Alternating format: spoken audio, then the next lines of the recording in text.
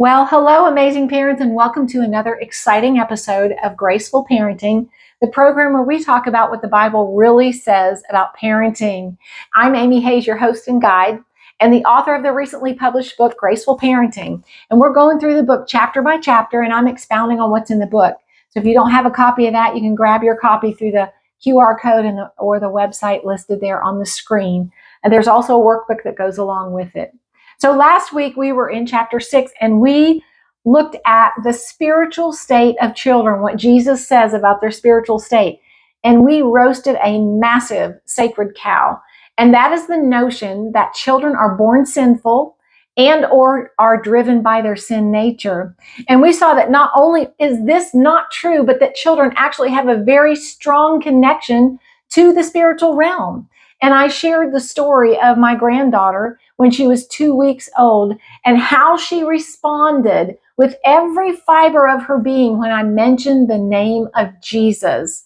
And, it's just amazing to me that we're unaware of this, that children have this innate connection to the spiritual realm, that they know Jesus and they do know him, and we can nurture that knowledge from the day that they're born. But we somehow think that they got to get older and that their human understanding has to be aroused so that they can know Jesus. But, we've been talking about that and how we don't know God through our human understanding. It was actually the human understanding or the carnal nature that was aroused when Adam and Eve ate the fruit of the forbidden tree.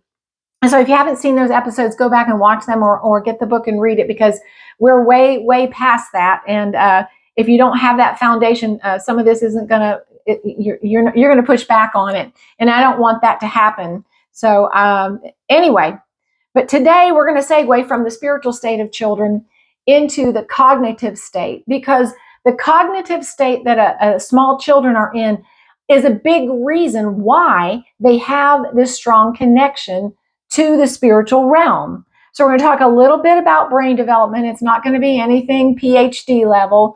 And everything that I share with you is very well researched. I didn't make it up. You can go Google it and find millions of pages in the fields of child development and brain development that will verify what I'm sharing today. And I have tons of references in the book, but I don't have time on the program today to share those references. But just know that everything I share always is based on scripture and backed by science, because God created both and they always agree when we interpret them correctly. So let's just look at the natural development of a child. So when a baby is born, he has legs just like you and I. But we don't expect that baby to be able to walk when it's a newborn. We know that this is going to take time, but eventually over time he will develop and learn how to use his legs to stand upright and walk just like you and I. It's the same with their vocal cords. They have them, but they can't speak like you and I do. Same with fingers. Hopefully the baby's born with 10 fingers and 10 toes, but they don't have the fine motor skills that an adult has. So we recognize that their body takes time to grow and develop to be able to fully function the way it was created to. Well, the brain is part of the body. It's a physical organ, and it also goes through stages of development. So as an adult, you and I have 4 different types of brain waves that we experience every day, every 24-hour cycle. That is, if you're living a normal life and you're sleeping at night. But a baby does not have all of those brain waves for many, many years. It isn't until age 13 that he begins to experience that 4th level of brain wave. So when a baby's born, for the first full 3 years of his life, approximately, and it's not going to be to the day and it's not going to be exact for every person, but for basically the first 2.5 to 3 years of a baby's life, the only brain waves that his brain produces are delta brain waves. These are the lowest, slowest form of brain waves, the same ones that you and I have when we're in a deep sleep. So you think about when you're in a deep sleep, are you thinking? Are you making choices? Are you reasoning? Are you evaluating things, judging things, thinking about? No, that's why we sleep, to give our brains a rest, for the brain to sort out all the thoughts of the day, and so that you can reboot and start the next day fresh. So your body can do that as well. But in a deep sleep, we're receptive. We're completely receptive. And in fact, that's why a lot of people will listen to positive affirmations while they sleep. Or sometimes there was a big rage for a while where students would listen to notes for the test they were going to take the next day while they slept, so that it would be automatic recall. It'd just be in there. It's deep in their brain. But it's also been used to learn languages while you sleep. Listen to a foreign language, and it becomes embedded beyond your conscious level to a very deep level of your brain. So it becomes hardwired in.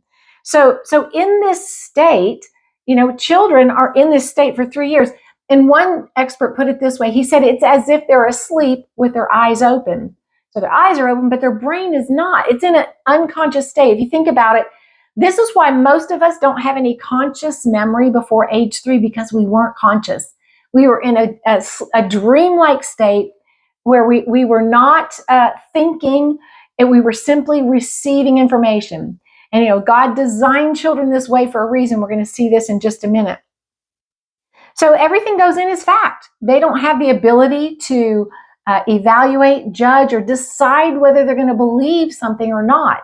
Everything the child experiences, sees, hears, tastes, touches, feels, experiences in those first few years of life go in as fact and literally become his reality, becomes his truth, because he doesn't have the ability to know whether it is true or not.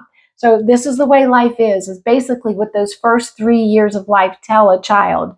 And so you could think of children as like wet cement, and that, your life is etching in that cement. And over time, that cement is going to harden, and it's basically going to become so solidified in his mind that it's very difficult to change those things that were impressed upon us in those early years as adults. And this is why you recognize this in your own life, because if you've ever experienced something where you had your beliefs challenged, or a habit, or you noticed a pattern in you and you try to change it, very difficult. It's probably something that goes back to your early years. So the truth is, God has wired children this way for a very good reason. He's actually created them this way for our benefit as parents. But for some reason, as Christians, we think that life should be hard, that being a good Christian is hard and takes a lot of work and determination and effort, and you got to really work at it to be what God called you to be. But nothing could really be further from the truth, not only in our own lives, but when it comes to raising our children, because God created them in a way that we can literally create script their life. We can determine what they believe, because anything that they receive in those early years will become what they believe. So, we're expecting children to think on their own, but God's expecting us to decide what they think, or better yet, what they believe about themselves, about the world, about God. And that is your role as parents, is to create that belief in them, their worldview per se, when they're very small, to create their identity, what they believe about themselves, about God, about the world, and about their purpose on this earth. So after age 3, then the next level of brainwave is theta brainwaves. It's still highly suggestible state till age 7. From 3 to 7, they now add theta waves. Still very, very, very far from an adult brain. Theta waves are the same brain waves you and I would have if we were hypnotized or in a very deep meditative state. It's right before you go into a deep sleep. You're in that kind of twilight zone between a conscious and unconscious. So it's that in-between state. A lot of times you'll have dreams during this time in the morning when you're waking up that will be very vivid, and you'll remember them. So they're conscious, but they're still in this very highly imaginative state. Life to them is everything and anything. Anything they can imagine is real to them. So I remember when my granddaughter was about 4 years old, and her brother was, I think, 6, and he was totally into Lightning McQueen from the movie Cars. And we were in my car one day, and I had a little red car, and my grandson was convinced it was Lightning McQueen. And so I was driving the two of them to my house one day, and they're sitting in the back seat. And we came upon some traffic, and I hate traffic. So I made some comment about, oh, this traffic.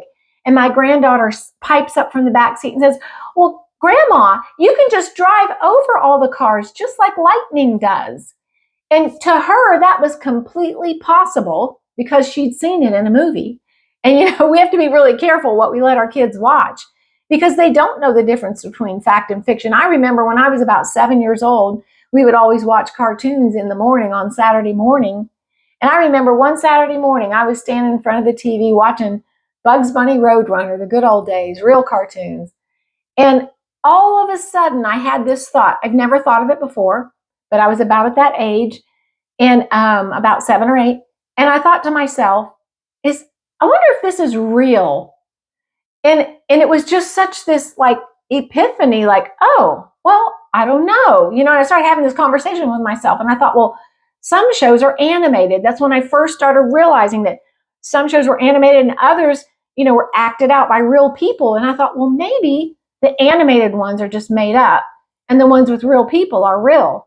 I still didn't know, but I was just beginning to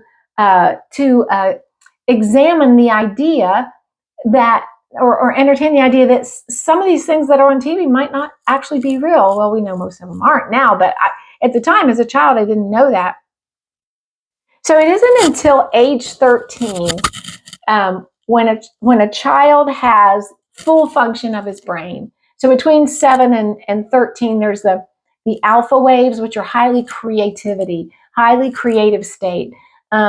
And kids become, they want to know how things work and why they work, and they want to manipulate things and start taking the information they learned when they were young and using it, manipulating it, and finding out how things, work when they do different things with them. And so mentally and physically, right? And so it isn't until age 13, though, that the highest level of brain waves that we have on a daily basis, of the beta waves, begin to develop. And that's the prefrontal cortex. It's the part of the brain that you and I use on a daily basis when we're making plans, decisions, solving problems, thinking things through, all those things that we do as adults to run a family, a household, work a job. Those don't even begin to develop till age 13. And so this is when a child can begin to reason. He can make thought out decisions. He understands why, cause and effect. And he begins to understand the long-term consequences of his choices and behaviors. And recent studies have even shown that we don't fully understand the long-term effects of our choices until about age 24. And I thought about that. I thought that was funny because, a lot of kids go to school and then they go to college and they graduate when they're 22 and then they get married. And it's between that 22 and 24 where a lot of us get married. And then it's like, we don't even fully understand, wow, I just made a lifetime commitment, and fully understand the implications of that. And I mean, if you've ever seen the movie, or just think about college kids, I mean, they do some pretty stupid things, right? And they're in college, right? And there's a movie called American Animals. It's a true story about 4 college boys. They weren't from gangs. They weren't from the ghetto. They weren't from the bad part of town. These were average, normal, middle-class, well-rounded college boys who planned and plotted this intricate crime that they committed on their college campus. And they all ended up in jail for, I think, 10 years, maybe longer. And it was like no adult with half a brain would have attempted or done what they did. And so to me, it just exemplifies that, when are we fully grown up? I don't know if we ever are, but that the brain doesn't fully develop those rational reasoning skills, even in college age. So in the Hebrew culture, they understood how they did. It must have just been from observation, because they certainly didn't have the scientific equipment we have nowadays to measure brain waves. But in the Hebrew culture, you've heard of the celebration or the ceremony called a bar mitzvah. And that's a rite of passage that's celebrated when a boy is 13 years old. And it's celebrating his passage from childhood to adulthood. And prior to the bar mitzvah, the boy was not held accountable for his behavior, not until age 13. Well, this coincides with what we know about brain development, that the ability to understand the consequences of your behavior, and it doesn't begin to develop till age 13, and that ability to reason and logic and make thought out choices. Now your 8, 9, 10, 11-year-old may understand, that if he does something, this will happen, that cause and effect. But to fully think and decide and make thought out choices, they're not really doing that. And I've had parents argue with me. I'm like, I'm not the scientist. I just know what science says. But anyway, I think it carries a lot of weight to look at the Jewish culture, because they're the ones that understood the law and how it applied to life, and they studied that out. They lived with it for thousands of years, even before Jesus walked the earth. And so this bar mitzvah, it literally means son of the commandments, and the child was not held accountable to the commandments until that he had his bar mitzvah at age 13. Now for girls, it's a bat mitzvah, which means, I guess, daughter of the commandments, and that happens at age 12. Well, we know now from research and science that girls develop sooner than boys. So it coincides with what we know about brain development. So we're expecting these small children to be able to think like adults and make choices about what behavior when they're 2 years old, and we're holding them accountable. It's just nonsense. They're not thinking at all. They're just impulsive and reacting to their environment. So we have to ask ourselves, can a small child actually obey or disobey? Well, in order to obey or disobey, first you have to be able to make a choice. And if they're not making choices, if they're reactive to their environment and impulsive, then how can we say that they're not making choices? We know they're not. They don't have the brain power to do that. Far, far from it. And secondly, you have to understand the consequences and repercussions. You have to understand that what I'm doing has negative consequences, or even if it's just punishment under the law. If I choose this behavior, God says I'm going to be cursed. Well, a small children doesn't understand that. So this is why, we're not allowing our children to make choices. And I'm not talking about, do you want chocolate or vanilla ice cream? They can make that kind of choice. But a thought out decision about what you're going to do and the consequences of that behavior, we know they don't understand that. That's why we protect them from danger. They don't know that playing in the street is dangerous, or putting their finger in a light socket is dangerous, or eating candy for breakfast, why that isn't, a good idea. So we make the decisions for them. It's like your 3-year-old wants to wear her favorite sundress when it's 30 degrees outside and throws a fit because she can't understand why she can't do that. So thirdly, you have to make a conscious choice. If you're going to be choosing, to obey or disobey, it has to be a conscious choice. And like we said, small children are not even conscious. So Dr. Paul Hegstrom put it this way. He was a Christian psychologist. And he says that small children are not making decisions. They are completely reactive to their environment. So we can't, they're going about their day doing what comes impulsively, automatically, and we're expecting them to be conscious of it and make a decision and a choice about it. And it's unrealistic. It's impossible. It's literally impossible. So it's like me asking you to be conscious of your breathing. Most of the time you're not. You just do it automatically. And then if you're breathing and I say stop, or I tell you not to breathe or whatever, it's like, why are you breathing? That's how automatic behavior is to a small child. So the Jewish understanding, to expound a little bit more on that, they were experts at the law and how it applied to daily living. And over the centuries, leading rabbis have contributed to the interpretation of the scripture. And so they understood how the law was to be applied, and they didn't apply it to children before age 13. And yet we've been parenting, with this behavior-focused parenting this basically legalistic, law-based parenting, and we don't even know how to do that right.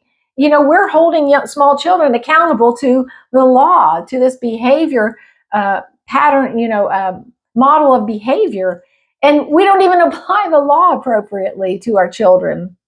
So, the Jews believed in their study of children and scripture and how it applied.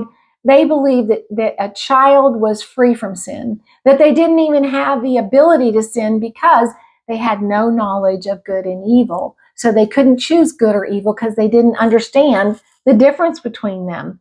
So, we talked about last week in Deuteronomy 139 how the Father is exhorting the Israelites, and he's reprimanding them for, they wouldn't go into the promised land. And we looked at that and how he said the children, they would be the ones he would give it to. And then if you look, they couldn't make judgments. God said, I'm going to give you the land. And they just believed it. Whereas the adults, they reasoned it. They thought about it. Does this make sense? Can we do it? What are the odds? What are we up against? And they decided they couldn't do it. Well, I think it's really interesting to look at what the writer of Hebrews says about this time in Israel's history. And in Hebrews 3:18, the writer of Hebrews is talking about when the Israelites refused to enter the promised land. And he said this, and to whom did he swear that they would not enter his rest, but to those who did not obey? So we see that they could not enter in because of, he doesn't say disobedience, he says unbelief. So first he says they didn't obey, but he calls this unbelief. Well, then you go a few verses into the next chapter, chapter 4, verse 2, and he says, but the word which they heard did not profit them, not being mixed with faith in those who heard it. For we who have believed do enter the rest. So now he's talking about believing is what qualified them to enter, which is what we saw last week about the children. They just believed. And then he goes on in Hebrews 4:6 and says, and to those whom it was first preached did not enter because of disobedience. Well, just right before that, he said they did not enter because of unbelief. And now he's saying they did not enter because of disobedience. And as I read through this and studied this, I saw that believing, is what allows us to enter the promised land of rest. But you can see through this narrative that obedience is equated with believing, or believing equated with obedience. And so you think about Abraham, the father of our faith. He believed God, and so he did what God said. Believing always produces obedience. So if I believe that you have my best interest at heart, I will naturally do what you say. If I believe that what God says is true, I will naturally do it. And so we've put obedience as a requirement to believing, where it's the other way around. And the obedience that God requires is not to a list of rules. It's to believe what he says, to obey his voice. And so this is the obedience we need to be training our children in, is to hear God's voice and to listen and to obey. And they'll believe it because they're children and God's wired them that way to believe. So training your children to hear God's voice, which they already can hear, but nurturing that and talking to them about it. And what do you hear? What is God saying? Or when they're very small, just talking to them about what God says about them. But that if they follow, and training them that if they follow his voice, they will find the abundant life that Jesus came to give us, that it's theirs. And that's how they enter that promised land of abundant life, is by listening to the voice of God and following that. That's the obedience we need to be teaching our children. And that's the obedience that they're wired to be trained in. So it's interesting to me that, psychologists tell us that our worldview is shaped by age 3. And when I first heard this, I thought, how is that possible? A 3-year-old is not even thinking. Well, that's true. And that's why that his worldview is being shaped. And so it's everything that's going in there is shaping his worldview. And so as a parent, you have this window of opportunity that God has graciously given you. You have your child is wired to receive and believe anything and everything that you tell him about himself, about God, about the world, about his purpose, about his potential, and he will believe it. And that will become the foundation for his entire life. And so this is why I call this lesson rigged in our favor, because God could not have made it any easier for us to train our children about who they are in Christ, because it's what you believe that will drive what you do. You see, the older generation didn't believe they could take the land. Well, the younger generation believed it because God said it. They just believed what they were told. And that's actually what's going on, whether you're doing it on purpose or by default. You are shaping what your child believes about himself and about God and about the world around him for those first few years of life. And now, if your children are older than this, I don't want you to be discouraged, because God has shown me over and over and over, it's never too late. So, and I talk more about that in the book and in my workshops, that you can find more about all of the resources I offer by scanning that QR code or going to the website listed on the screen, and you'll find all the resources there about everything I offer to help parents shift over from this behavior-focused parenting to identity-focused parenting. So I hope this has been helpful to you, and I hope that you will join me next week, because we're going to take this information that we learned today and this knowledge and everything we've learned up until this point, and then I'm going to shift gears and begin teaching you how to apply it in the practical application of parenting, and how you can actually use this knowledge to just create children that go far beyond anything you could ever imagine. Because, you know, our best imagination is God's starting place. So anything you imagine for your child to be or to do in his lifetime, well, God's plans for him are exceedingly abundantly beyond all that you could ask, think, or imagine. So thanks for watching today. If this is your first time joining me, I highly recommend you go back and watch any previous episodes that are still available on demand.